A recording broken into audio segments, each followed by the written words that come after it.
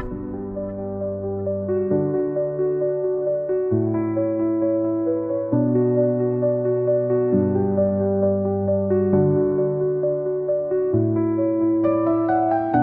acompaña el doctor Jerry Bilbao, nutriólogo clínico, especialista en medicina integrativa, ozonoterapia y medicina tumoromolecular, que en la noche de hoy nos hablará de la ozonoterapia como un tratamiento coadyuvante en los pacientes con cáncer. Doc, la sala de usted, muchas gracias como siempre y estamos a su disposición. Buenas noches.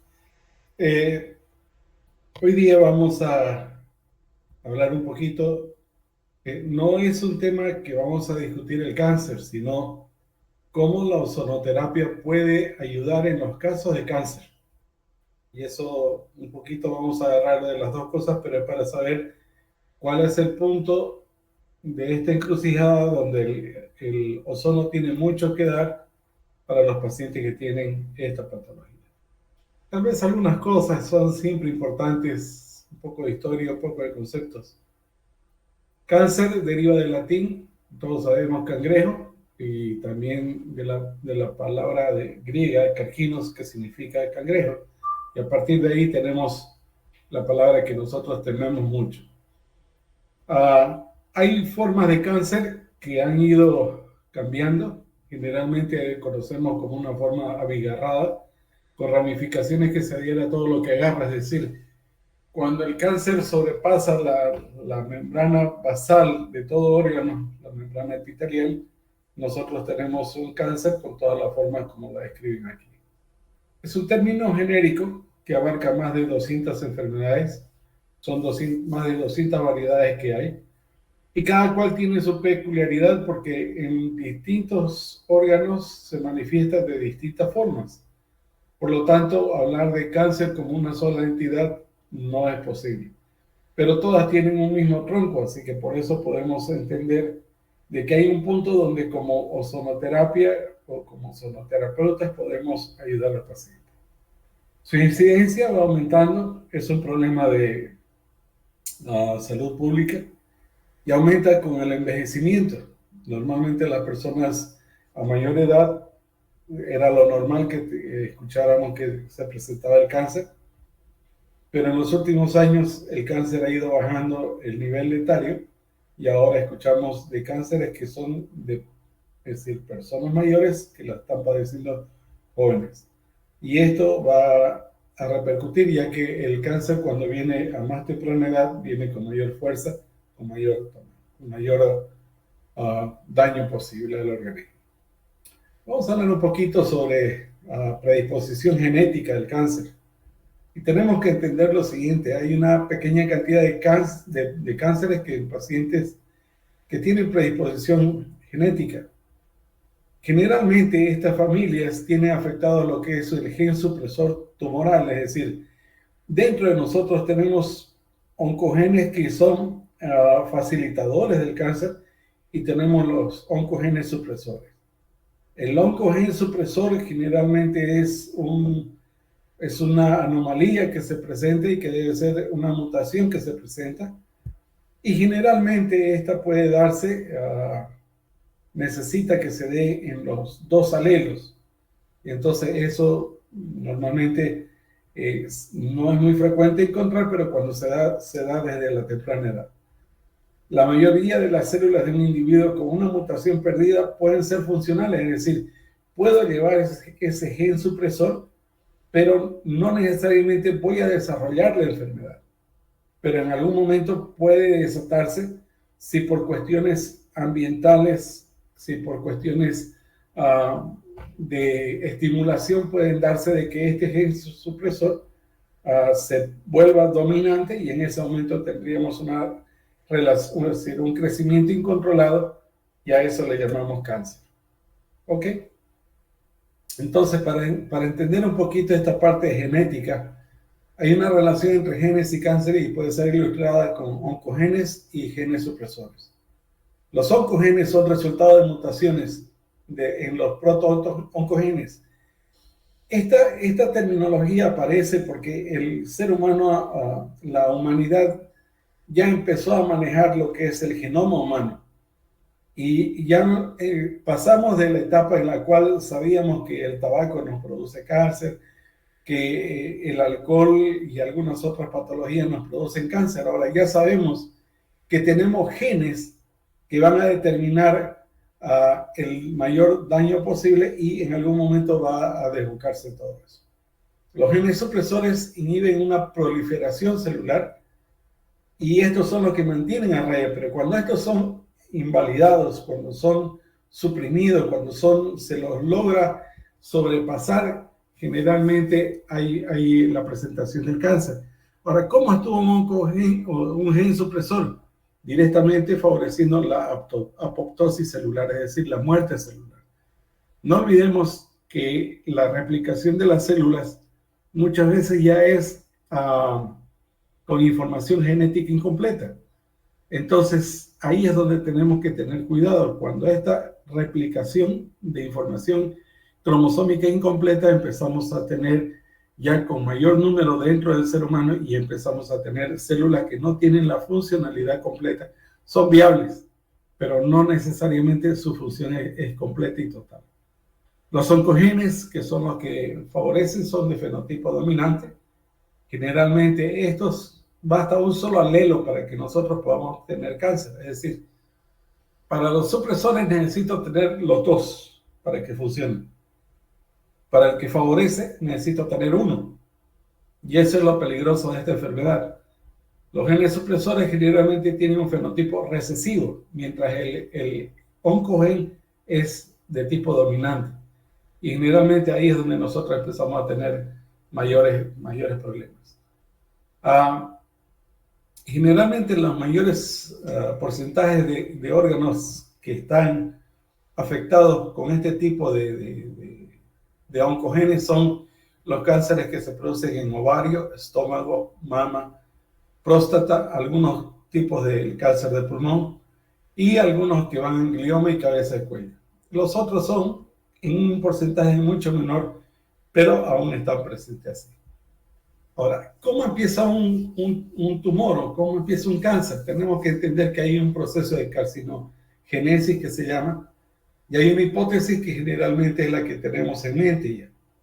Generalmente tenemos 4 pasos y el primero dice que todas las células poseen genes estructurales, son los TEARs.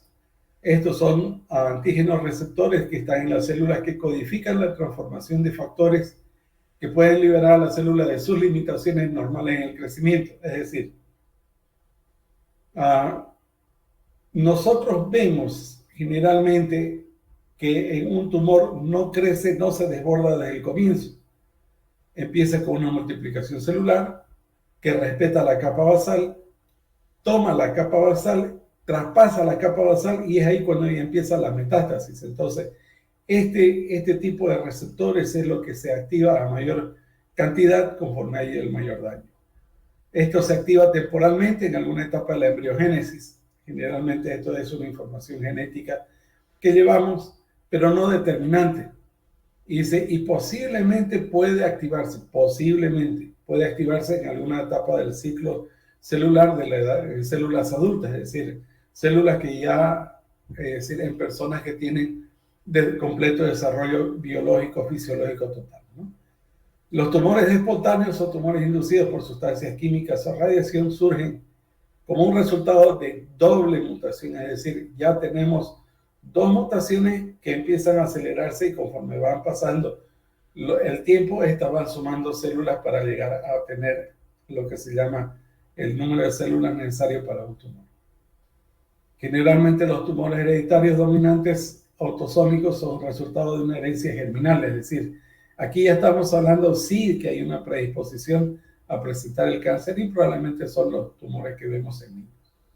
La carcinogénesis tiene 3 etapas, una fase de iniciación, promoción que es en la que se acentúa por completo el tumor y progresión cuando ya empezamos a tener metástasis a distancia. En la iniciación, le dice, ocurren mutaciones de ADN, es decir, estos receptores son los que empiezan a cambiar la información en la célula y una vez que la cambien, esta célula puede morir o empezar a replicarse. esta replicación ya lo hace sin la especificidad que debe tener la célula, y lo hace solamente porque se vuelve un ente vivo, pero que va a empezar a producir trastornos fisiológicos en distintos órganos. La fase de promoción sobre estas células que ya se iniciaron con información genética cambiada, generalmente hay una multiplicación que se hace más rápida, ¿no? Y generalmente en esta multiplicación aumenta el número de mutaciones, es decir, si antes teníamos alguna aberración por algún segmento del cromosoma en sí mismo, estas van a ir aumentando porque, como dije al comienzo, es una célula sin especificidad y es una célula que se vuelve viable biológicamente, pero no viable funcionalmente. En la progresión, generalmente ya las células que fueron iniciadas, que ya hubo la promoción, es decir, la replicación de células, sufren otras mutaciones y cada vez se hacen más anómalas en su crecimiento y comportamiento, a tal punto que no obedecen los avisos de apoptosis que tienen que tener las células, y generalmente estas empiezan a replicarse en un desorden total, en una anarquía total, que esa es la anarquía dentro de los tumores, dentro de los tejidos en sí mismos, que eso es el caso. Estas adquieren capacidad de invasión porque pasaron la membrana celular, invaden órganos vecinos y a veces, usando la vía linfática, pueden llegar a distancia y plantar células que tienen esta característica, ser viables funcionalmente, biológicamente, fisiológicamente, sin especificidad. Y a esto llamamos metástasis. Entonces tenemos una fase de iniciación, promoción, transformación y progresión. Lo que vemos en la figura es que hasta la segunda etapa de promoción, el organismo puede tomar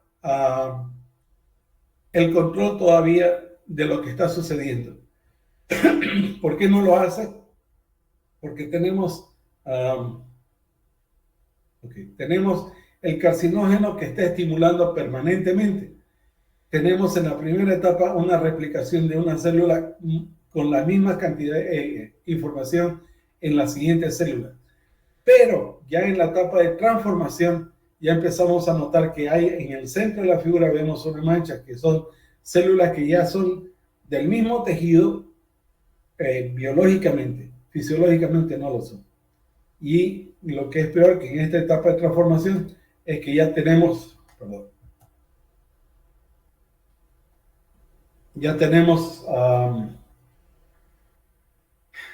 que se ha traspasado la membrana epitelial, la membrana basal del órgano, y entonces pasamos a la siguiente etapa, en la cual tenemos una información genéticamente cambiada, hemos traspasado los límites del órgano en sí mismo y tenemos metástasis a distancia.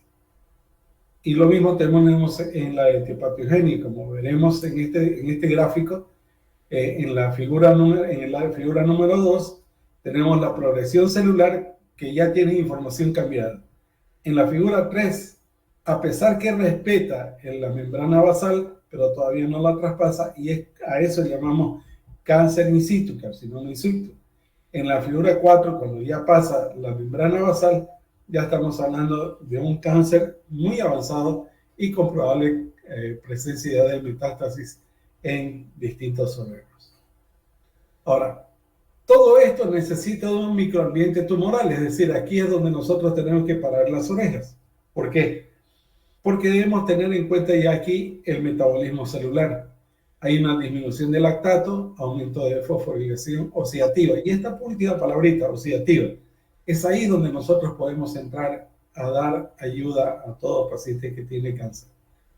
En la segunda etapa hay una angiogénesis, es decir, ese crecimiento sin especificidad, solamente biológico, crece, pero no crece con la estructura normal, la arquitectura normal del órgano en sí mismo, es decir, hay una multiplicación de células, hay un crecimiento de tejido, pero no hay una estructura, por ejemplo, que lleve la circulación para que haya una oxigenación adecuada. Entonces, al comienzo se va a producir una necrosis de las células, una muerte celular, pero que esta misma hace que por esa hipoxia que se presenta se puedan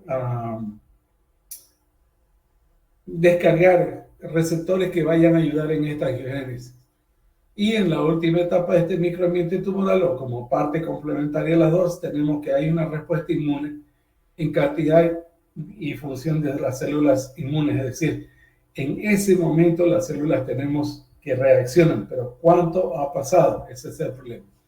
La mayoría de los tumores sólidos desencadenan una respuesta inflamatoria intrínseca, y esto es importante porque a esto encontramos que hay una acidez en el medio, no en la sangre, sino en el tejido mismo, que va a promover un ambiente protumorigénico, según Mantovani. Hay oncogenes como el RAS y el MIC que inducen a un programa de transcripción, es decir, replicación de las proteínas celulares en el ADN o en el RNA mensajero, que conduce a la remodelación, es decir, al cambio estructural arquitectónico del tejido mismo, y por lo tanto hay un microambiente tumoral que va a acelerar la formación de este tumor. Ahora, todos los tumores sólidos en un determinado momento carecen de buen suministro de sangre, es lo que hablábamos sobre la hipoxia. Quedan privados de oxígeno y nutrientes. Biológicamente se reproduce la célula, pero no cumple la especificidad bajo la que tiene que funcionar. Y entonces lleva a necrosis la falta de oxígeno, principalmente en el núcleo tumoral, es decir, al centro donde se está desarrollando el tumor. El crecimiento de las células muere. Pero esto también liberan mediadores inflamatorios como la citoquina 1 y L1, o esta otra proteína HMGB1. Esta es una proteína que se encuentra involucrada en la regulación de la expresión génica, en la reparación del ADN y la inflamación. Es decir, el organismo trata todavía en este punto de detener el tejido que está empezando a crecer porque no obedece las reglas biológicas del mismo tejido.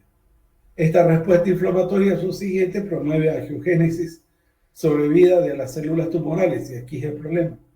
Aquí el tumor se salió de total control del organismo, ya no funcionan los mecanismos de apoptosis, no funcionan muchas veces los mecanismos de inmunidad, y por lo tanto tenemos crecimientos adicionales producidos por células inflamatorias reclutadas en el medio.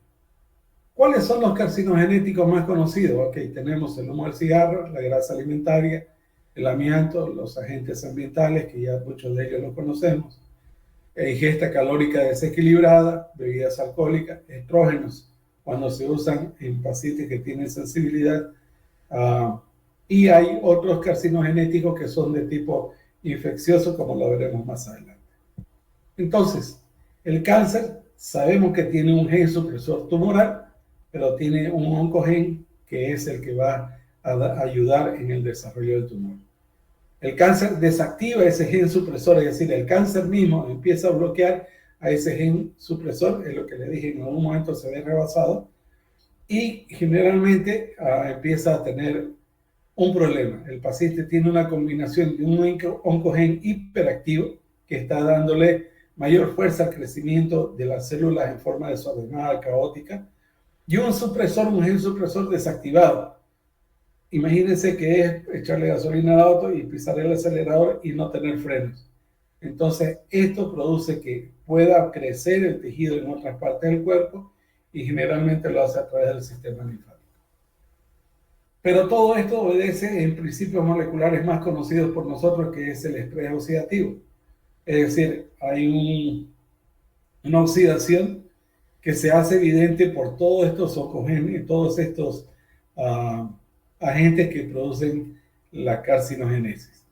Y se define el estrés oxidativo como un desbalance entre la producción de especies reactivas de oxígeno superando la capacidad antioxidante. Es decir, nosotros tenemos sistemas antioxidantes, sistemas que vamos a bloquear esa hiperacidez que se va a producir en el medio, no, como vuelvo a decir, no en el sistema circulatorio, sino en el tejido mismo. Esta acidez, llamémosla así, está debida a la presencia de especies reactivas de oxígeno, es decir, son radicales libres que están superando la capacidad del organismo de ser neutralizados por él, por el sistema antioxidante que llevamos nosotros. Por lo tanto, van a producir un daño oxidativo en la célula de tipo agudo y crónico. incluyendo la proliferación celular, pero aquella que es biológicamente activa, funcionalmente no compatible. Este estímulo produce células preneoplásicas y un daño irreparable en el ácido en el ADN. Hay mutaciones, hay neoformaciones celulares y hay una expansión clonal. El cáncer es un fenómeno en 3 etapas, como decimos, y también tiene funciones múltiples, en el cual se han delineado 3 estados que son básicos para que entendamos. Inicio, cuando tenemos los carcinogenéticos estimulando al organismo. Promoción, cuando estos carcinogenéticos ya hicieron daño en el ADN y la célula empieza a dividirse, a replicarse sin control alguno, es decir, no obedece ya las leyes biológicas de apoptosis o de estructura celular, de estructura de tejido, y generalmente la progresión que puede llegar inclusive a la metástasis. Ok. Entonces tenemos, según el cuadro que tenemos a un costado, el mapa conceptual, tenemos un epitelio normal que para pasar a adenoma primero tiene que haber una inactivación de APC y generalmente esto aumenta la producción de la proteína tipo catenina, beta-catenina. Esta combinación produce una proliferación celular que nos va a dar como consecuencia el adenoma. El adenoma en sí mismo instalado produce una activación de CRAS. Se activan los efectores RAP, MEK y ELEC. Estos factores de transcripción, sobre todo el LK1, expresan genes que regulan proliferación y supervivencia. Es decir, estamos hablando que en este momento el tejido tomó tamaño, empezó a tener ya un tamaño, el tumor ya tiene un tamaño que puede ser medible, y molecularmente hablando estamos ya con receptores o con moléculas que van a estimular el crecimiento. Hay un adenoma intermedio en la cual se inactiva este gen supresor, hay la inactivación del SMAD4 y este es un supresor de genes que va a producir un adenoma tardío. En este momento se inactiva el P53, que es parte del control todavía el último control de la célula, y tenemos instalado un carcinoma, que el siguiente paso es una metástasis. Entonces, una de las consecuencias del daño oxidativo a los nucleótidos es la generación o la mutación de la información que está en el medio y la activación de moléculas que son algunas para hacer que la célula se prolifere y otras las que anulan los sistemas de control que el mismo organismo tiene. Las especies altamente reactivas como el radical oxidrilo causan oxidación del ADN y el peroxinitrito. También causa oxidación sobre todo en las bases nitrogenadas, en todas aquellas proteínas que se están formando, y difunde con facilidad en las membranas. Ahora, la vida media del radical oxidrilo es muy corta. El daño que se produce tiene que ser muy cerca al núcleo en el ADN para que se vea todo el daño que hemos hablado. Y eso va a traducirse en mayor estrés oxidativo. Los prooxidantes son los que toman mayor peso cuando se los compara con los antioxidantes. Ahora, nosotros en el cuadro de al lado tenemos que este tipo de información cuando recibimos, debemos tener en cuenta paciente que está en obesidad, paciente que está en un cuadro de diabetes o entrando en una diabetes. Vamos a tener trastornos neurodegenerativos, vamos a tener cambio en la información genética y vamos a tener un cáncer. Y esto es por la presencia de radicales libres, especies reactivas de oxígeno y especies reactivas de nitrógeno. Ahora, hay el factor NRF2. Generalmente este es el que va a hacer algo por nosotros, pero debemos tener en cuenta lo siguiente. El alqueno HN4 generalmente genera que se genera durante la ozonización sanguínea. Este se une a la cisteína y a la albúmina. Y esto hace un compuesto con el glutatión, que es un glutatión reducido. Estas moléculas facilitan la transferencia en citoplasma, donde se acoplan cisteínas del factor KEAP1 protector todavía de la estructura celular. Nosotros tenemos que la activación del NRF2 incrementa niveles de antioxidantes, como el glutatio, o el monóxido de carbono, o la bilirrubina.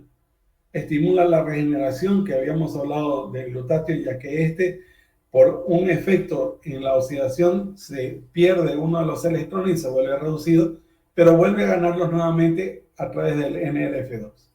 Hay un incremento en los niveles de enzimas detoxificadoras, es decir, el organismo trata todavía de neutralizar esa acidez del medio a través de la superoxidimutasa, de la glutatioperoxidasa, de la catalasa y nosotros tenemos que entender que estas enzimas son la base de nuestra defensa en el medio interno. Hay una elevación de las enzimas de fase 2, hay una inhibición de la inflamación mediada por citoquinas, con la presencia de leucotrienos B4 reductasa. Ahora, del 6 al 9, estos 4 pasos, nosotros los medimos a través de la ferritina, primero a través de la ferritina elevada. Hay una sobrecarga de hierro que se está dando ya por muerte celular.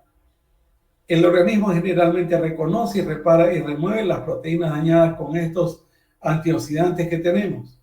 Ahí se protege la apoptosis como función de la célula, ya que esta generalmente puede inducir el estrés oxidativo, puede inducir esta apoptosis en las células que estructuralmente ya están cambiadas y por lo tanto, por eso es que no obedecen generalmente en el momento en que están dañadas a que vayan a la apoptosis, que ese es el paso natural de toda célula. Se inhibe la insulina y la producción de hormonas de crecimiento, incrementando la resistencia al estrés. Hay aumento de cortisol, tenemos aumento de otras catecolaminas y generalmente lo que más molesta es que hay una resistencia a la insulina con una presencia de leptina elevada. Nosotros podemos atenuar la inflamación mediada por receptores tipo TOL, el TLR. Esta activación es esencial para iniciar una respuesta inflamatoria contra patógenos, ya que nosotros a través de esta activación vamos a soltar citocinas que van a decir como antiinflamatorias y van estas a depender de una inmunidad adaptativa. El estrés oxidativo tiene mucho que ver con el síndrome inflamatorio de bajo grado o con el proceso neoplásico. Tengo este cuadro que me gusta mucho. ¿Por qué? Porque es el ambiente en el cual la ozonoterapia tiene espacio para poder ayudar al paciente. Por ejemplo, en las articulaciones tenemos mucho espacio para hacer tratamientos sobre artritis reumatoide, osteoartritis o la psoriasis. En el caso de la piel, en caso de quemaduras, psoriasis, dermatitis. En el caso de los pulmones está el asma, la obstrucción crónica, las alergias, la hiperoxia y el cáncer. Hay casos múltiples como el proceso metabólico, en el cual la ozonoterapia tiene mucho que hacer en el caso del cáncer, diabetes, radiación, envejecimiento, en el caso de fatiga crónica, en el caso de inflamación o isquemia. Y uno así están todos los órganos en los cuales tenemos mucho que dar.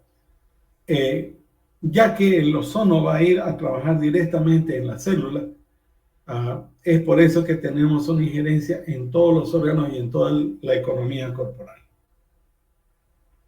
Entonces, para saber dónde y cómo vamos a activar la ozonoterapia, tenemos que hablar que el ozono tiene una modulación inmunológica.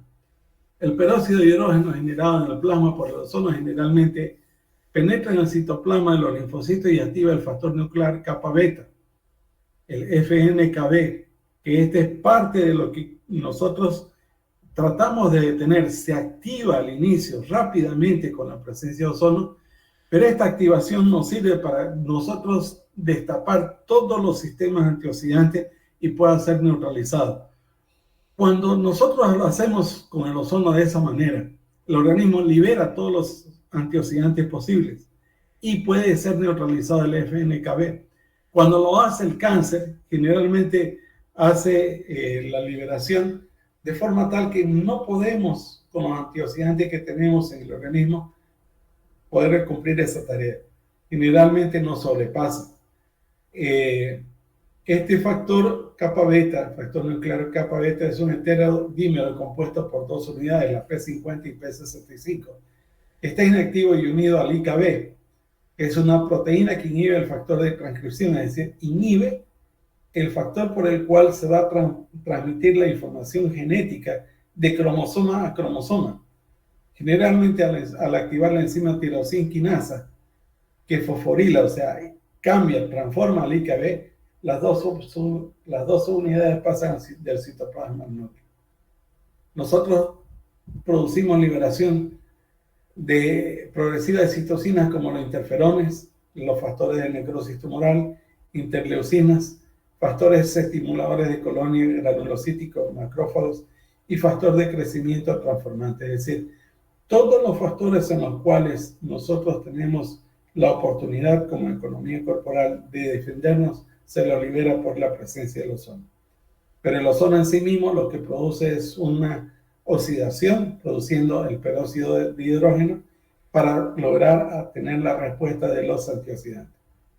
La ozonoterapia puede activar el factor nuclear activando células T, es decir, no solamente los antioxidantes que están depositados en la economía corporal, hígado, en la masa muscular, en las paredes del intestino, sino podemos también hacerlo a través de las células T, es decir, del sistema de células de defensa, leucocitos, los cuales también inducen la transcripción de citocinas. Aquí va a estar presente la IL-2, está el factor de necrosis tumoral, la IL-6 y los factores del interferón, que estos ayudan como respuesta inmune dentro del núcleo, dentro de las células. Entonces, hay una desregulación de la homeostasis celular, lo que deriva en la carcinogénesis, es decir, tenemos el ambiente que es favorable ya al tumor. Hay una desregulación, es decir, ya la célula perdió el control sobre apoptosis, sobre estructura celular. Esto nos lleva a que la carcinogénesis pasa del estadio 1, 2 y rápidamente hasta la metástasis. Generalmente hay biomarcadores de daño oxidativo y de carcinogénesis debido a la alta mutagenicidad en células humanas. Una vez que se ha iniciado la modificación oxidativa del ADN, los radicales libres, es decir, aquello que produce acidez en nuestro cuerpo, toman mayor control, mayor relevancia como moduladores de promoción de tumores, es decir, aquí es donde el tumor empieza rápidamente a crecer.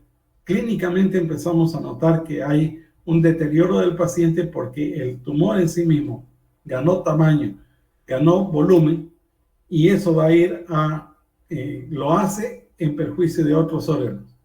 Generalmente la promoción consiste en la activación de las vías de señalización que controlan la proliferación, ciclo celular, apoptosis o la síntesis de proteína de protección. Todos los factores de defensa quedan anulados en pos del tumor que va creciendo. Hay funciones, hay algunos receptores, hay algunas moléculas como la PKC, que es la proteína C-sinasa, proteína K-sinasa. A través de esta proteína hay una activación de varias vías que se involucran en la diferenciación y transformación oncogénica, es decir, la alteración de la información del ADN generalmente va a sufrir una modificación y es por eso que tenemos dentro del mismo órgano distintos tipos de tumores. Ahora, generalmente esta puede ser regulada por la oxidación directa de las cisteínas en su centro catalítico. Hace un momento hablábamos de que las moléculas que van a darse dentro de la defensa del organismo son el glutatión, la cisteína y la albúmina, cuando todas estas se unen para poder ser transportadas a distintas partes del cuerpo. El estado de actividad de la proteína quinasa de señalización determina el estado de la célula, es decir, esta proteína generalmente señala cuando hay una perturbación en la célula y dice que la perturbación de la actividad de esta proteína quinasa resulta en una transmisión de señal anormal. Es por eso que la célula tiene campo libre para todo, a pesar de no ser fisiológicamente viable, es biológicamente viable. Es decir, toma el número sin tener la especificidad que se necesita. El peróxido de hidrógeno induce una redistribución de proteína C-sinasa, lo que modifica sustancialmente la función normal. Y aquí nuevamente nos encontramos con el factor nuclear kappa beta. Este regula la expresión de varias proteínas involucradas en las vías de supervivencia y muerte. Es decir, puede ayudar en la sobrevivencia celular o puede ayudar que por el ambiente tumorigénico pueda la célula llegar a perecer. Hay varios tipos de cáncer y hay una actividad incrementada de este factor que genera un aumento de síntesis de proteínas antiapoptóicas, es decir, en el tumor en un momento dado, esta síntesis de proteínas antiapoptóicas hará que sea muy difícil el tratamiento y hará que el tumor siga creciendo sin detenerse. Ya no respetará el sistema inmune propio del organismo para poder detenerlo.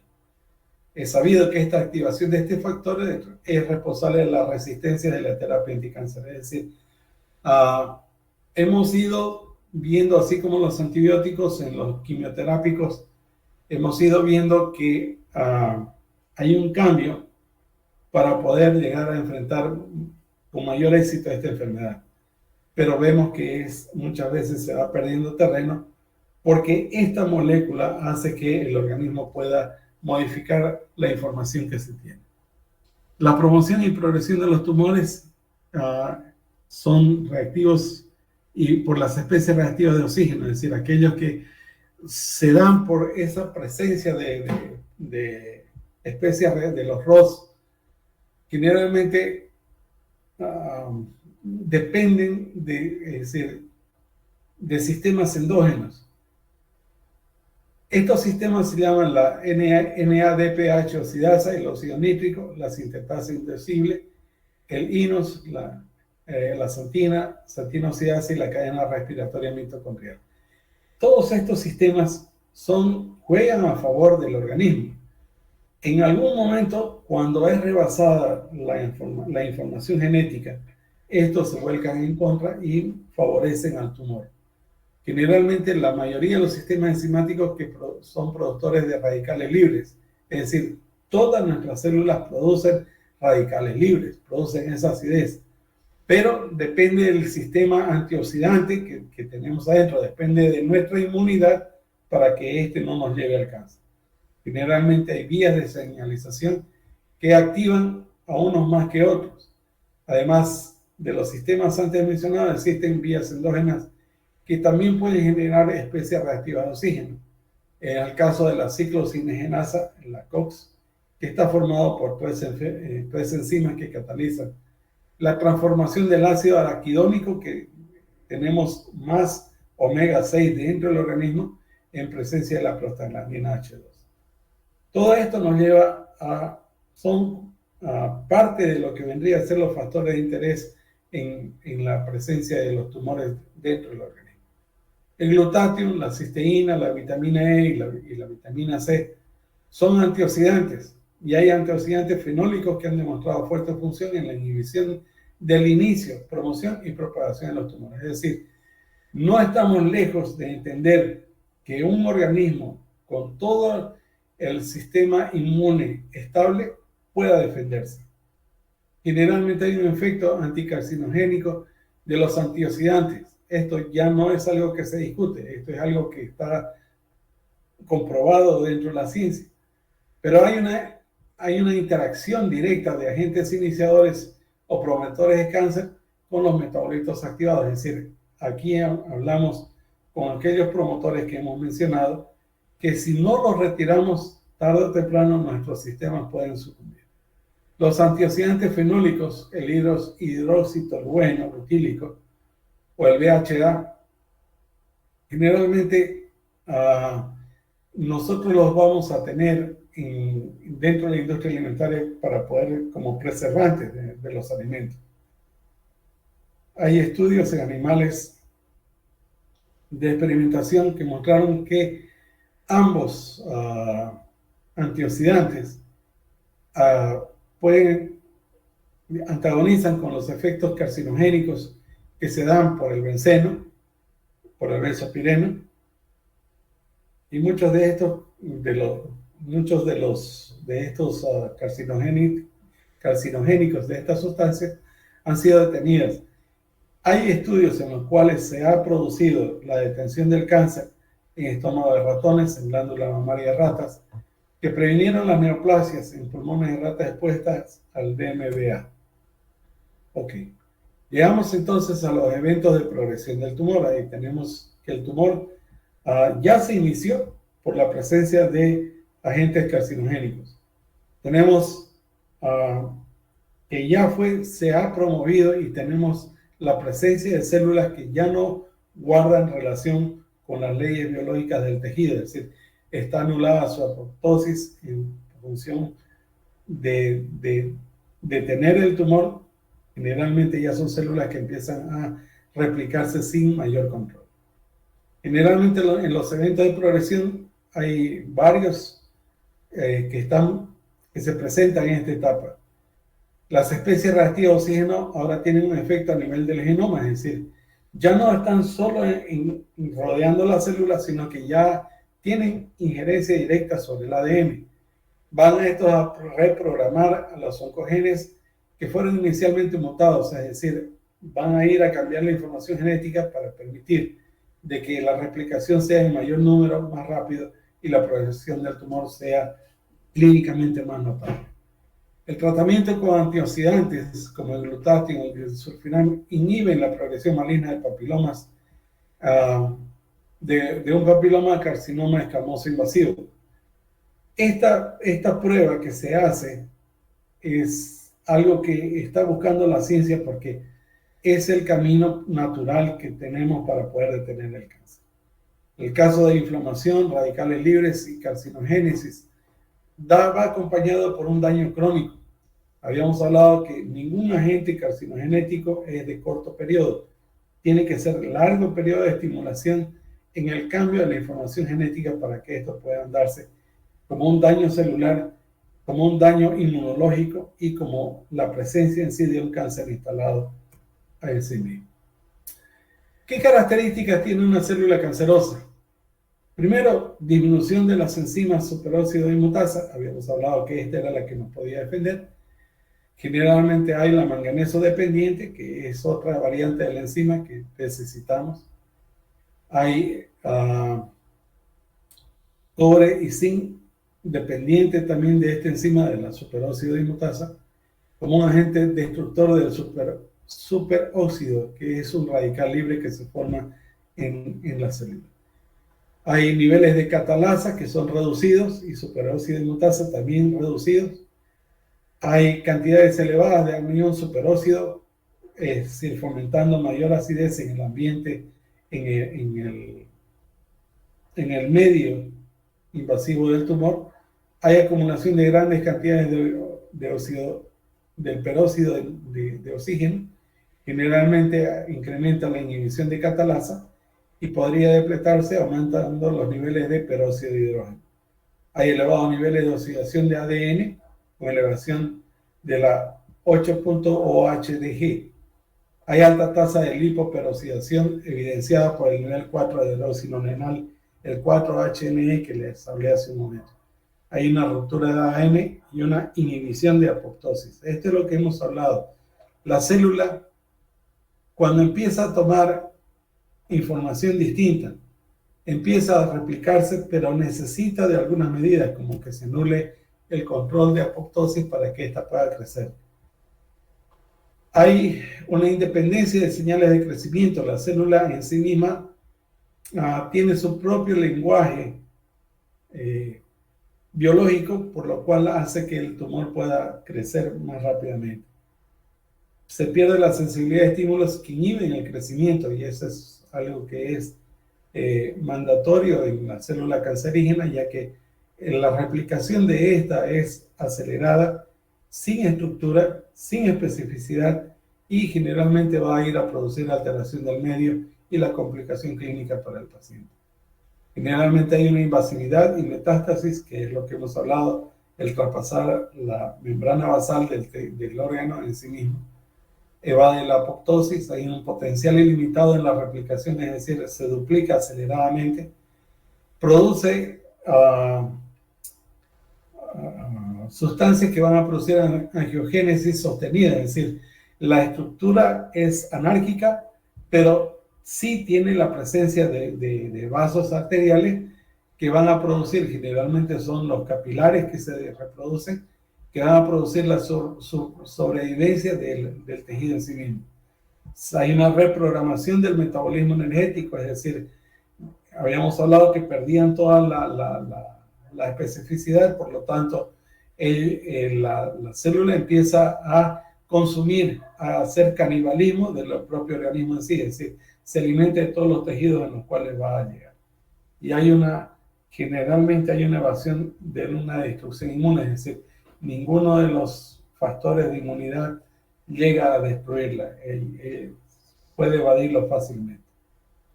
Hay una inmunidad innata y adquirida frente al cáncer. Algunas poblaciones celulares se consideran parte de esta inmunidad, como los macrófagos, neutrófilos, monocitos.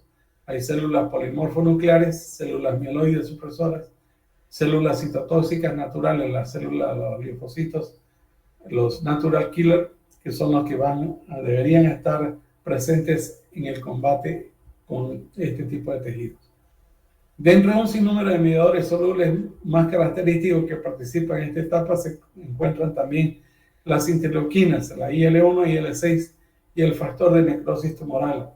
Solo que cuando estos liberan en un tejido anárquico, la función cambia. La inmunidad adaptativa, que comprende principalmente la presencia de linfocitos, los B y T, cuyos receptores antigénicos son resultado del proceso de recombinación.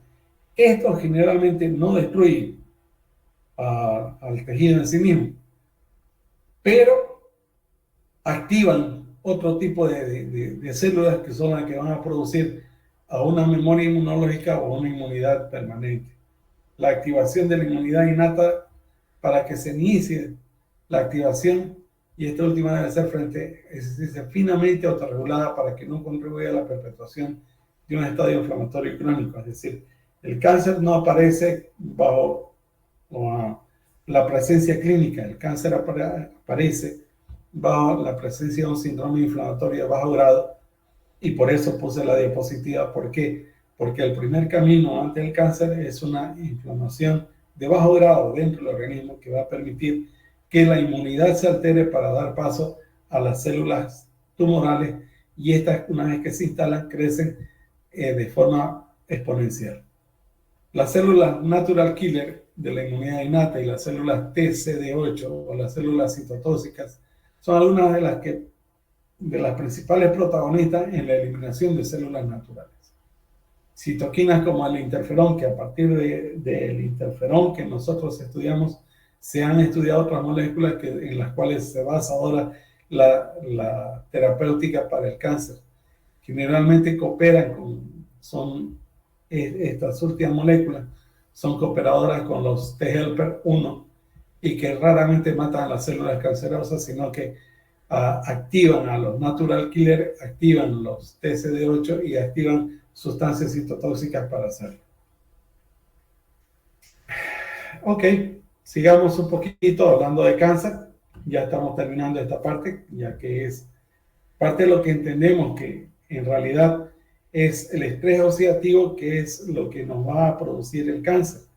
No interesa tanto si es el humo del tabaco, si es la presencia de grasas, la alteración metabólica, es el estrés oxidativo. Por lo tanto, es ahí donde tenemos que apuntar. Conocer muy bien dónde nosotros podemos mejorar la inmunidad del paciente para producir terapéutica en el caso del cáncer.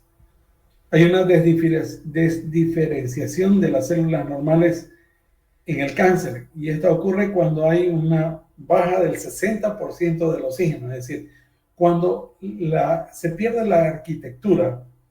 Nosotros sabemos que en todo tejido tenemos que tener básicamente una arteria, una vena, la presencia de un filete, de un filamento nervioso que va a producir la vitalidad del tejido. Cuando se reduce esta oxigenación, y aquí estamos hablando de 60% más, estamos hablando que ya hay una necrosis pasiva, es decir, ese tejido se está replicando sin tener los nutrientes o el oxígeno que necesita. Por lo tanto, es un organismo que se va a volver, es un tejido que se va a volver caníbal de otro tejido. Estos cambian el patrón metabólico energético de la vía aeróbica y cambian a la anaeróbica de la glucosa y obtienen 20 veces menos de energía. Y por lo tanto, empiezan al paciente a sucumbir, notando el decaimiento generalizado que presenta por el caso del cáncer. Hay una fermentación de la glucosa que deja como residuos finales el incremento de CO2 y ácido láctico. Volvemos a encontrarnos con la presencia de sustancias ácidas. Generan una acidez importante. Aquí los macrófagos y las células T interpretan esta acidez como un daño puntual al que tiene que ser reparado. Entonces se liberan factores de crecimiento que estimulan a las células a replicarse. A mayor cantidad de células cancerosas, mayor acidez. Más factores de crecimiento, más células cancerosas. Y es un círculo vicioso en el cual el organismo, al intentar defenderse, precipita para que se produzca esto. Cuando tenemos defectos en la inmunovigilancia, es cuando nosotros tenemos presencia de cáncer. Generalmente hay cantidades reducidas de linfocitos NK, los natural killers. Estos son reconocidos por una importante participación en la inmunidad antitumoral, que destruyen las células cancerosas y precancerosas. Generalmente se reporta una disminución en la cantidad y funcionalidad de estos linfocitos. Con respecto a la inmunidad adaptativa, un tercio de los pacientes con una inmunodeficiencia común variable generalmente presentan defectos en los linfocitos TCD4 y en los TCD8. Estos normalmente lo hacen, como es el caso del sarcoma de Kaposi, como es el caso de algunas patologías o algunas entidades en las cuales se ha inmunosuprimido al paciente. Algunos es muy notorio, pero por ejemplo, en el caso del paciente diabético, el paciente diabético en sí mismo es un paciente inmunodeprimido y es un paciente que tiene alteraciones en este conteo celular. Eso lo hace por el síndrome inflamatorio bajo grado. Una inflamación crónica es la vía extrínseca en la que se produce toda la descarga en la que puede llegar a la presencia de cáncer. En el diagrama del costado tenemos las dos vías, la vía extrínseca y la vía intrínseca. Generalmente la vía intrínseca, que es la oncogénica, generalmente activa factores de transcripción. Esta palabra significa activa factores que van a cambiar la información genética en la proteína de la célula. Hay mediadores de inflamación que aumentan. Hay un reclutamiento de células inflamatorias, es decir, las células que deberían defendernos, macrófagos, mastocitos, neutrófilos, eosinófilos y las células supresoras mieloides, son alterados y generalmente estos son mediadores de inflamación que finalmente van a terminar en el caso de cáncer con una inflamación relacionada. Generalmente la inflamación puede incluir los siguientes efectos. Hay una producción de especies reactivas de oxígeno, volvemos al daño del estrés oxidativo, y nitrógeno, y además hay cambios mutagénicos.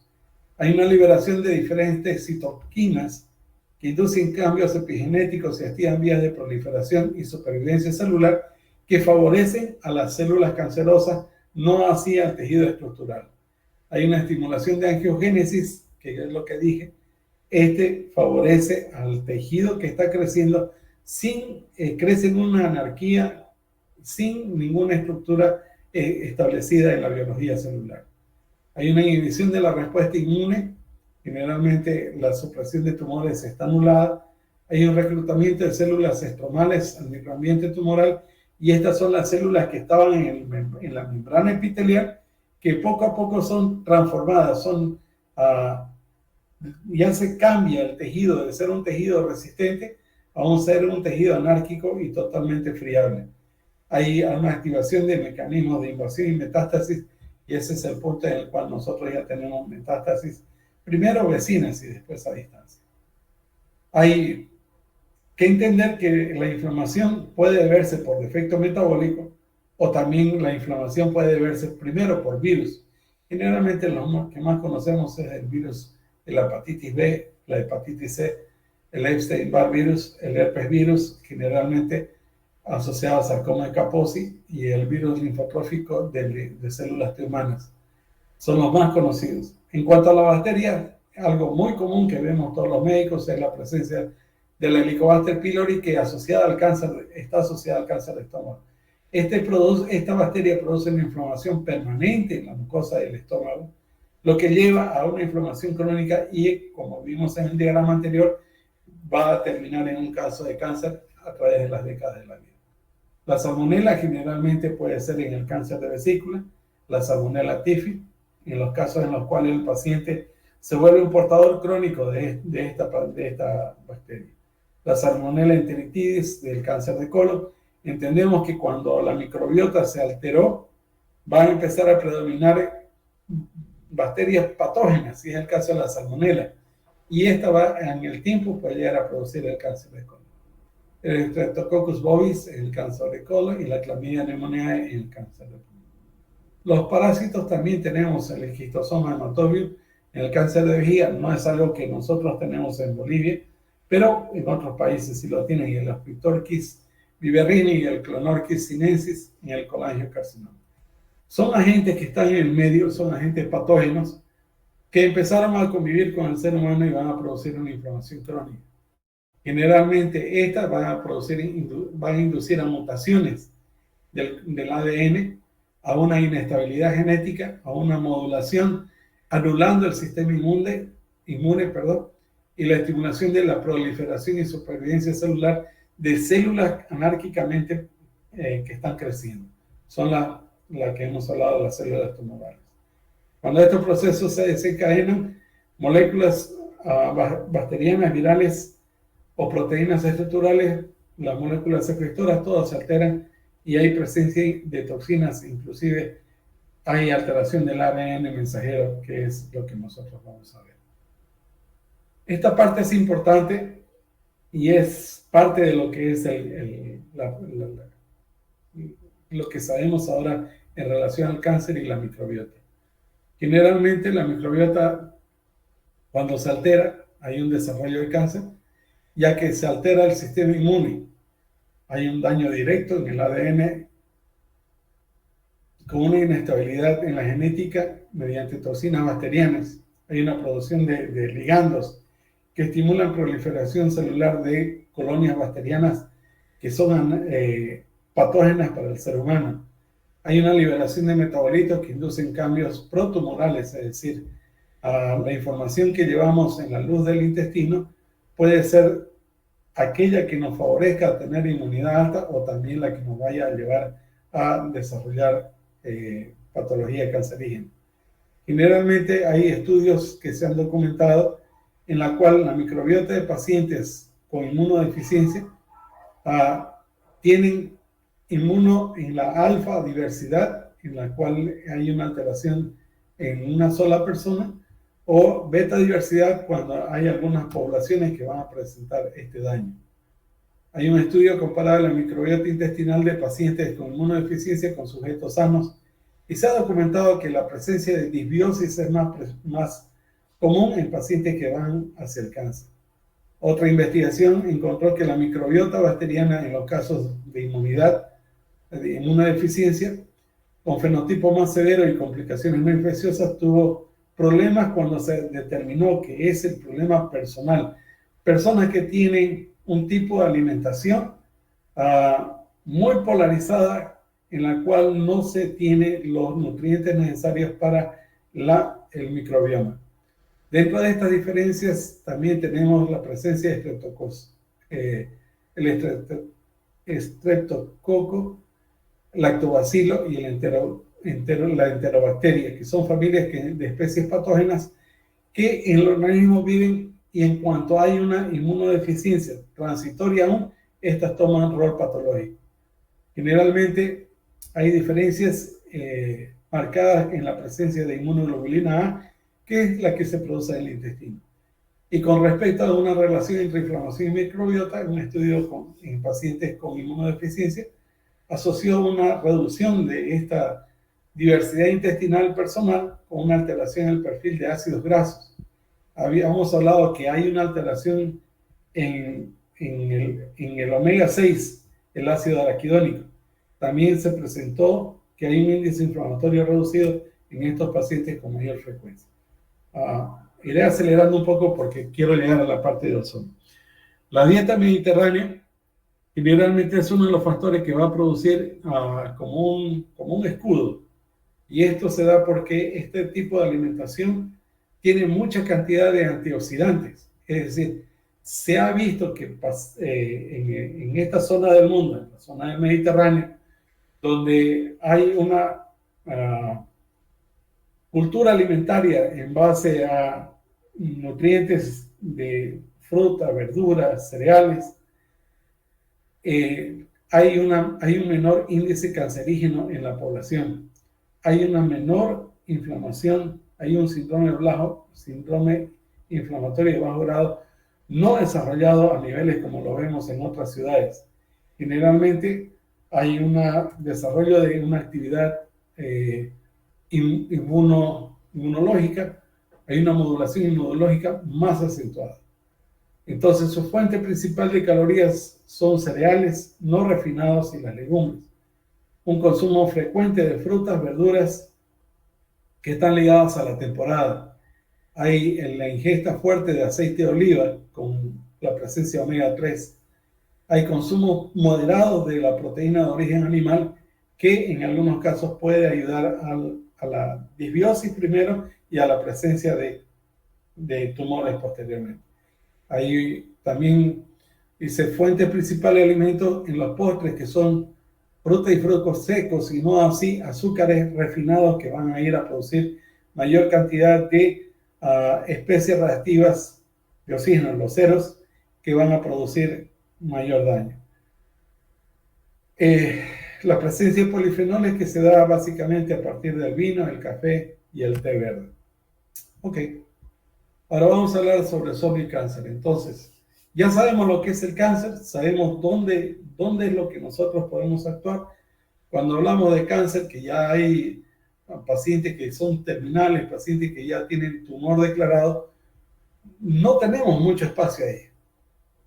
Tenemos espacio para dar el tratamiento antes de eso. Y si se nos solicita en ese periodo de tiempo, vamos a ir a presentar, como dicen todos los estudios que hemos consultado, va a ir a ser una cuestión de mejorar el estilo de vida. ¿Por qué era importante tocar la microbiota, la dieta mediterránea? Porque son los factores básicos que van a apuntalar el estilo de vida para que nosotros podamos hacer algo. Ok. Entonces, los efectos biológicos del ozono en sí mantiene un balance en el estrés oxidativo, en el redox celular. Influye en la síntesis de liberación de icosanoides. Generalmente tiene poder germicida, es decir, poder bactericida, poder virucida. Mejora, modula el sistema inmunológico y es un regulador metabólico para aquellas patologías en las cuales el metabolismo está muy salido de control, en los cuales el síndrome inflamatorio de bajo grado está, por decir, en niveles muy elevados e incrementa el metabolismo de oxígeno. Entonces, nosotros recurrimos a esta terapia por un mecanismo de acción sobre el sistema inmunitario, básicamente, empezamos por ahí. Mejora la actividad celular antioxidante. Al lograr, con la aplicación del ozono, reequilibramos el gradiente óxido-reducción de manera directa. Esto favorece la eliminación de radicales libres y otras especies reactivas de oxígeno, lo que mejora la calidad de vida del paciente. Generalmente mejora aún los síntomas del paciente. ¿Sí? Muy bien. En el diagrama al costado tenemos primero células normales. Estas pueden ir en el crecimiento natural que tienen, pueden ir a la hipertrofia, a la hiperplasia, y estas dos pueden ir hacia la neoplasia. Generalmente la atrofia puede ir a la neoplasia, pero no es lo que más llama la atención. Los casos de displasia y metaplasia son aquellos en los cuales la estructura está totalmente fuera de la estructura celular, está fuera de control. En la neoplasia, la estructura del órgano en sí mismo está totalmente alterada. Las condiciones fisiológicas, la formación y eliminación de las especies reactivas de oxígeno, generalmente se regulan por antioxidantes endógenos que neutralizan estos radicales libres. Generalmente esto hace que haya una homeostasis y evita los efectos nocivos del estrés oxidativo. Es ahí donde nosotros podemos actuar con la presencia del ozono. Sin embargo, cuando el proceso de eliminación no se realiza correctamente, hay acumulación de estas especies reactivas, hay un factor que conduce a cambios permanentes y perjudiciales como muerte celular, carcinogénesis o fibrosis. Entonces, el ozono médico es un procedimiento complementario en la terapia del cáncer. Generalmente prolonga, mantiene los efectos de la terapia clásica y mejora el bienestar del paciente, su estilo y calidad de vida. Tenemos un diagrama. De un costado tenemos el costado azul, tenemos la presencia del NRF2 y del otro lado tenemos la saturación de radicales, los ROS, especies reactivas de oxígeno. Generalmente el ozono médico es capaz de activar este NFR2 y este a su vez implica la activación de antioxidantes endógenos como el glutatión, la catalasa y la superóxido mutasa. La administración repetida de ozono, es decir, un programa para un paciente en los cuales tenemos la sospecha o certeza de tener un paciente que está en vía de desarrollo de un cáncer, es cuando tenemos que entrar en un proceso de precondicionamiento. Es decir, se trata a dosis no tóxicas de proporcionarle una adaptación a los tejidos para que adapten a niveles normales el estrés oxidativo con la inducción de enzimas, como son las que hemos mencionado hace un momento. Se mantiene un equilibrio del estrés oxidativo, del redox, y hay un aumento del glutatión y la disminución de la peroxidación lipídica. Generalmente el estrés oxidativo también se relaciona con otros beneficios de la ozonoterapia, como es la capacidad oxigenadora.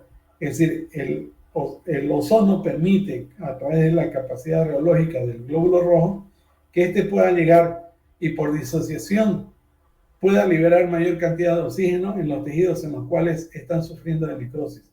Cuando hay oxígeno, el tejido se defiende mejor y por lo tanto es el momento en el que se puede hacer algo por el paciente. Las concentraciones apropiadas de ozono conduce, como dijimos, a un estrés oxidativo transitorio rápido para estimular la presencia de sistemas antioxidantes en la sangre. Rápidamente se liberan lo que es el glutatión, lo que es la SOD, lo que es la catalasa, para que éstas puedan hacer el trabajo y también la estimulación directa sobre las células blancas. Dos procesos vitales favorecen el desarrollo tumoral, la inducción de angiogénesis y la inhibición de apoptosis. Habíamos hablado que tejido que crece sin tener la circulación va a producirse necrosis. Se va a producir moléculas que van a ayudar en la angiogénesis y esta va a ser lastimosamente, hay una neovascularización en un proceso que se considera regulado por otros factores de crecimiento. Es decir, ahí están los factores de crecimiento endotelial, factor transformante del crecimiento alfa, factor de crecimiento de fibroblastos, crecimiento del endotelio vascular. Es decir, todos estos factores son angiogénicos y son inducidos por tipo de estrés, es decir, y generalmente es el oxidativo. Las células cancerosas, para poder crecer y tener vida, generalmente liberan hialuronidasa, colagenasa, enzima angiogénica, la enzima telomerasa, que es la que va a ir cambiando la información del ADN, bloquean los sitios de receptores de linfocitos T y hay un fallo del metabolismo del oxígeno, cambiando su matriz energética de aerobia a anaerobia. Ahora,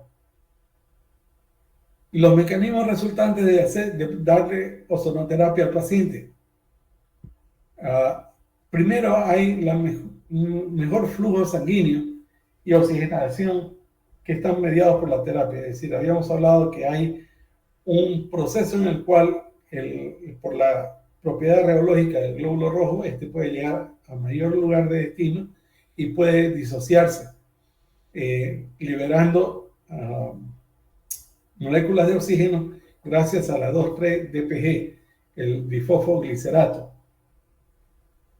Hay una flexibilidad de los glóbulos rojos, que es la propiedad reológica, y además las aplicaciones continuas de ozono durante varios meses son capaces de inducir generaciones de eritrocitos superdotados, es decir, glóbulos rojos que están con la fortaleza, con mayor cantidad de difosfoglicerato, enzimas antioxidantes, como una elevación de la glucosa 6 deshidrogenasa, que posibilita la profunda modificación de actividades funcionales. Esto conduce a que los tejidos tumorales puedan salir de ese estado hipóxico y puedan tratar de volver a una estructura biológica en la cual está encuadrado su funcionamiento.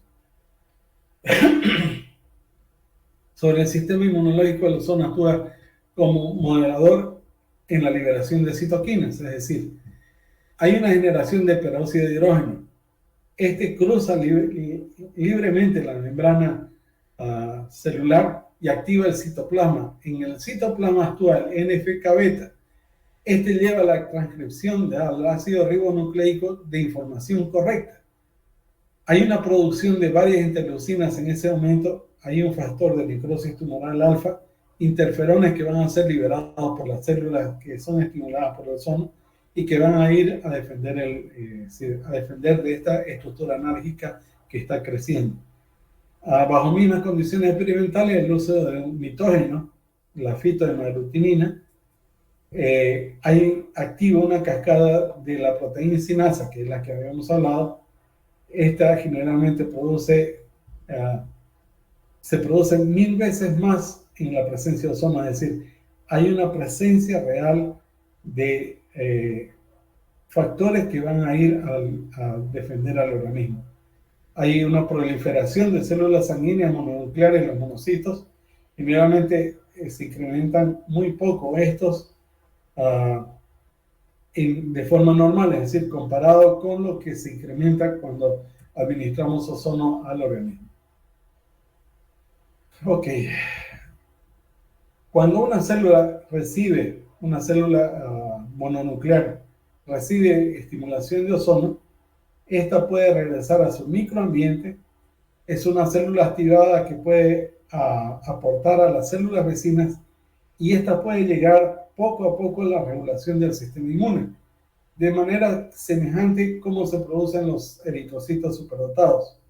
Un aspecto interesante a resaltar es la posibilidad que durante la exposición de sangre del paciente a ozono, las células neoplásicas circulantes de mama, próstata, estómago y colon son oxidadas y se transforman potencialmente en vacunas, es decir, pierden la capacidad de duplicarse y proveen información a los natural killers para que estos puedan destruir en sí el tejido. Por eso es que pueden ser potencialmente como una vacuna en su momento dado. Las propiedades del ozono mostraron que es capaz de reaccionar con la mayoría de sustancias, llevándolas a su oxidación. Es decir, hay una formación de agua, óxidos de carbono y óxidos superiores, que estos viabilizan el tejido normal y no así el anormal. Se estableció una influencia selectiva del ozono sobre sustancias que poseen enlaces dobles y triples. Estos son sobre todo los ácidos grasos de cadena corta, que son los que nos van a defender. Entre estas se relacionan también las proteínas, aminoácidos y ácidos grasos insaturados, estos forman parte de los complejos lipoproteicos del plasma y la membrana de doble capa de estimulación. Hay una regulación de la homeostasis pro-antioxidante. Generalmente hay una activación de mecanismos de desintoxicación peroxídica del sistema de glutatión. El glutatión se convierte en algo muy importante que debe ser producido a nivel hepático. Hay un inicio no significativo de los procesos de peroxidación de lípidos en el marco de estimulación en los sistemas de defensa, es decir, la peroxidación lipídica cuando se produce dentro del sistema inmune bloquea toda actividad y el paciente tiene una inmunidad deficitaria y por lo tanto va a tener presencia de otras patologías, no necesariamente cáncer. Hay un aumento de la actividad antioxidante del plasma motivado por aumento de concentraciones de plasmina sérica, albúminas e insulina. En algunos casos se ha podido dosificar leptina del mismo modo. La eliminación del déficit energético de los tejidos. Habíamos hablado que hay un cambio en la matriz energética celular que se produce 20 veces menos por ir hacia la fase anaeróbica.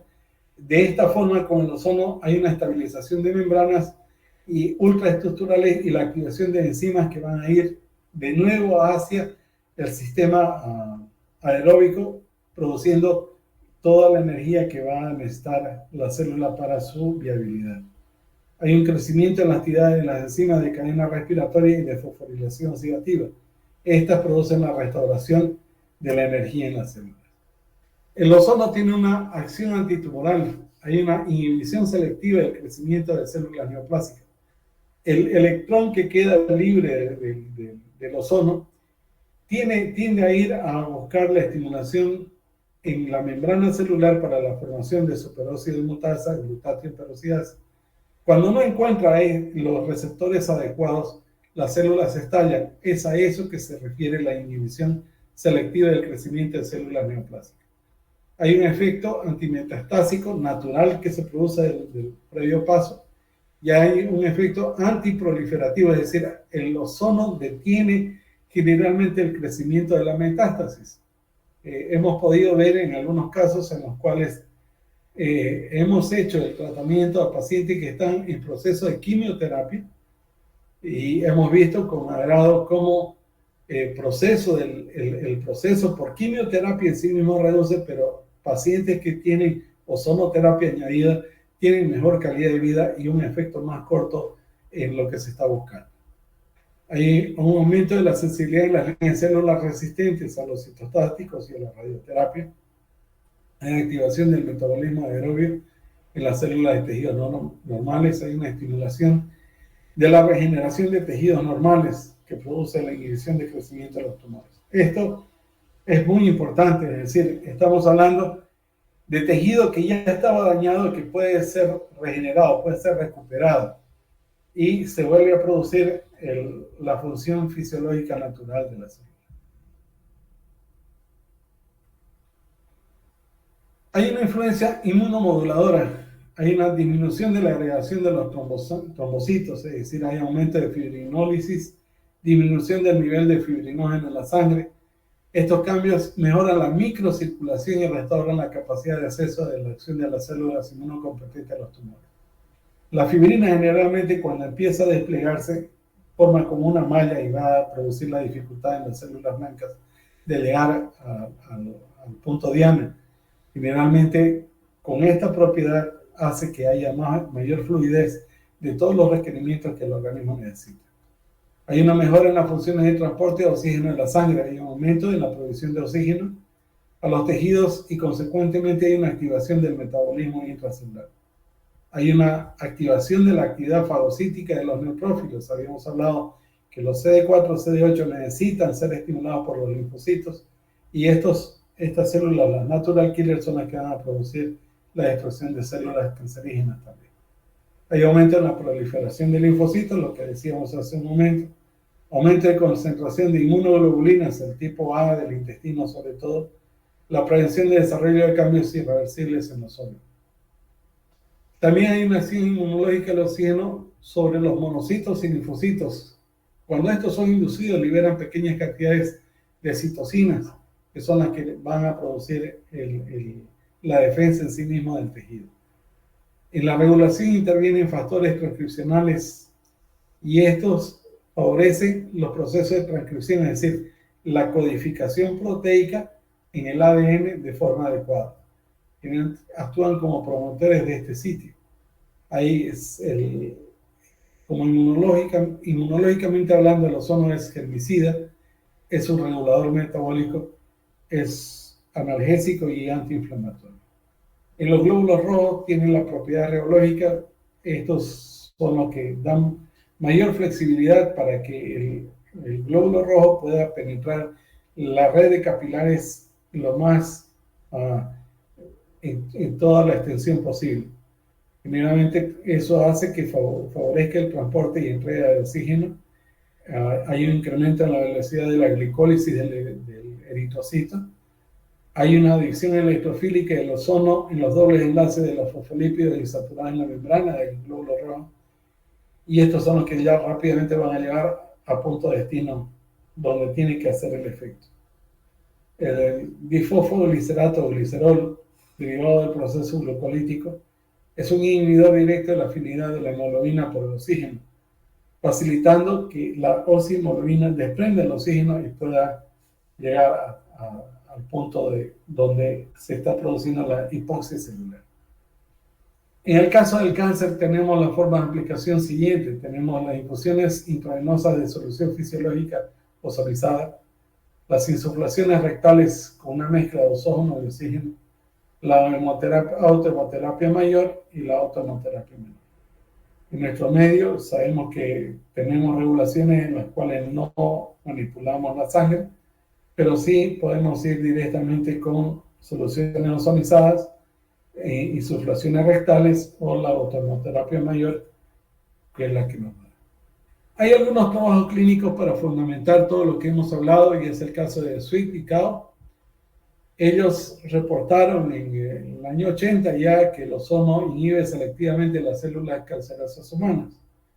Y después, en el 2004, Bernardino repite el estudio y publican el estudio realizado en pacientes con tumores avanzados de cabeza y cuello, y sugieren que la aplicación conjunta de ozonoterapia con radioterapia pudiera tener efectos benéficos, notando ellos que hay un porcentaje mayor de pacientes recuperados con esta duplicidad de tejido, y esto puede ser debido a la ozonoterapia.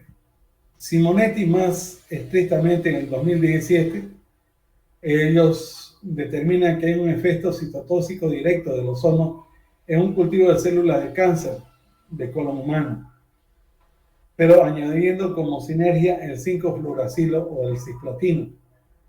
Yildirim, en 2020, evalúa la citotoxicidad del ozono en células de adenocarcinoma de mama humana y células de endotelio de vena umbilical humana. Se determinó el efecto de diversas concentraciones y se observó que el 23% de las células de adenocarcinoma morían en las primeras 24 horas. El efecto del ozono en la cicatrización demostró una concentración de 20 microgramos en las células endoteliales cerraron más rápidamente que con otras dosis después de 48 horas. Y los niveles de expresión génica en las líneas celulares tratadas con ozono se examinaron mediante la técnica del PCR. Tras el tratamiento de ozono, los niveles de genes apoptóicos P53 y Cas9 eran mayores que el gen antiapoptóico BCL2, lo que nos da la idea de que la célula vuelve a recurrir a la ley específica, ley de especificidad, y por lo tanto esta va a producir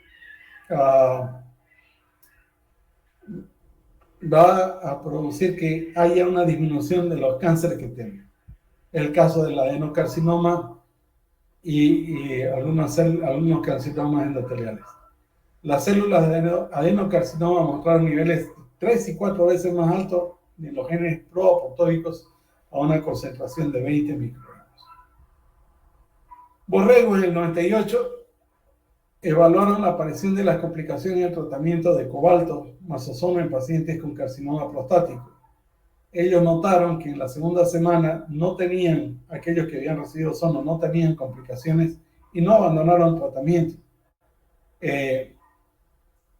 Ellos notaron que solo el 51% después de 4 semanas se presentaron abandonos de tratamiento, mientras que aquellos que solamente hicieron terapia de cobaltoterapia abandonaron el tratamiento. El 86% de los pacientes interrumpió por complicaciones que se presentaron. Bernardino en el 2004 realizó un estudio diseñado para evaluar el efecto de la ozonoterapia en la oxigenación tumoral. Administró autohemoterapia mayor a 18 pacientes, dando como resultado una correlación no lineal inversa y significativa entre el aumento de la oxigenación y los valores iniciales de la presión de oxígeno intraarterial. Hay una disminución significativa en los valores de hipoxia, mejorando así la calidad de vida del paciente. En el 2015, Vélez quiso demostrar la evolución de un paciente diagnosticado con cáncer de páncreas metastásico con la presencia es un adenocarcinoma de células claras que recibió quimio y radioterapia, junto con ozonoterapia, fototerapia y soporte nutricional. Se apreció un incremento en la calidad de vida notable.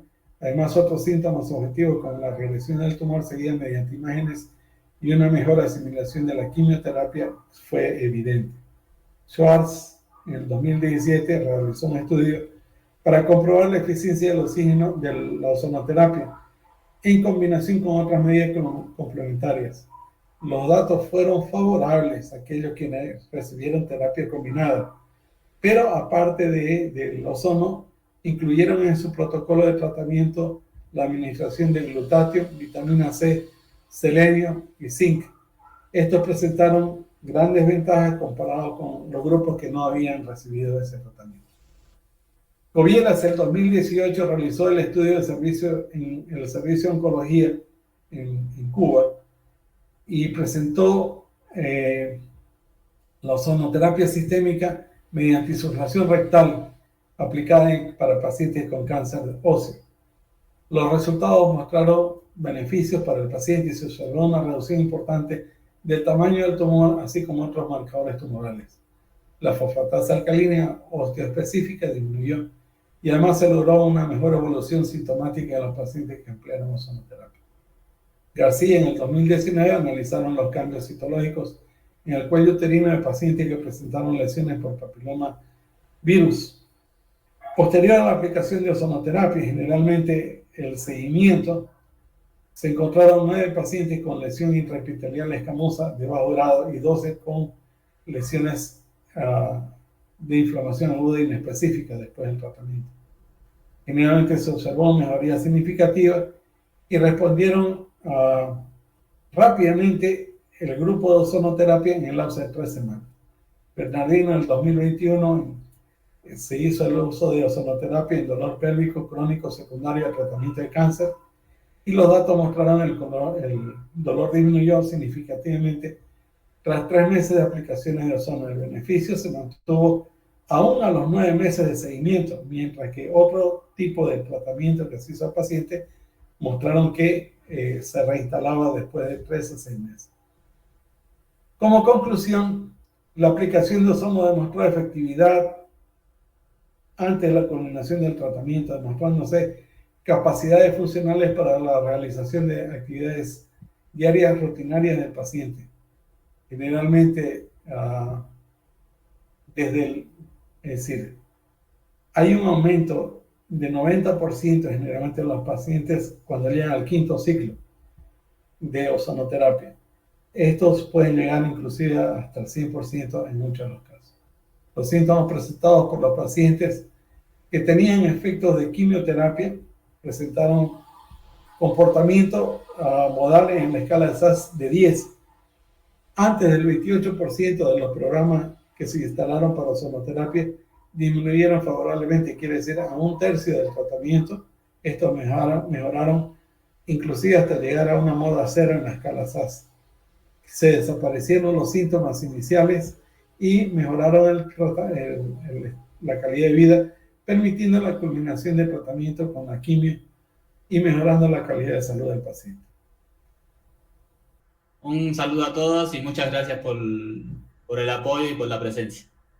Buenas noches y gracias a todos por su presencia.